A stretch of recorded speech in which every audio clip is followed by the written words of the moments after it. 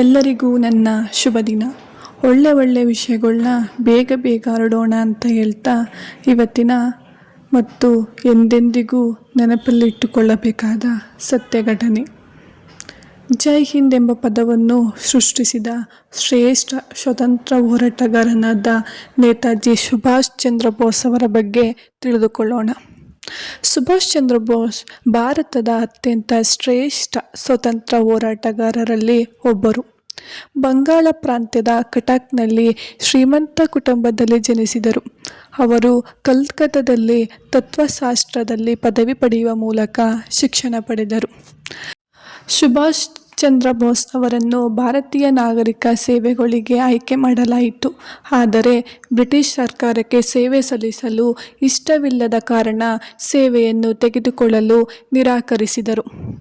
ಬೋಸ್ 1921ರಲ್ಲಿ ಭಾರತೀಯ ರಾಷ್ಟ್ರೀಯ ಕಾಂಗ್ರೆಸ್ ಸೇರಿದರು. ಅವರು ಸ್ವರಾಜ್ ಎಂಬ ಪತ್ರಿಕೆಯನ್ನು ಪ್ರಾರಂಭಿಸಿದರು.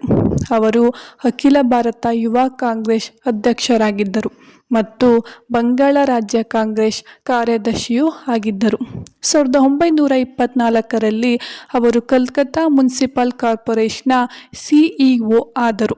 1930ರಲ್ಲಿ ಅವರು ಕಲ್ಕತ್ತಾದ ಮೇಯರ್ ಆದರು. 1920ರಿಂದ 1942ರವರೆಗೆ ಭಾರತೀಯ ಸ್ವಾತಂತ್ರ್ಯ ಚಳವಳಿಯನ್ನು ಒಳಗೊಂಡು ದಿ ಇಂಡಿಯನ್ ಸ್ಟ್ರಗಲ್ ಪುಸ್ತಕವನ್ನು ಬೋಸ್ ಬರೆದರು. ಈ ಪುಸ್ತಕವನ್ನು ಬ್ರಿಟಿಷ್ ಸರ್ಕಾರ ನಿಷೇಧಿಸಿತು.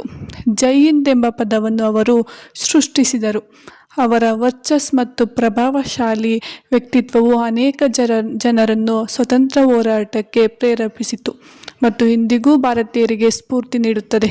ಅವರನ್ನು ನೇತಾಜಿ ಎಂದು ಕರೆಯಲಾಗುತ್ತದೆ.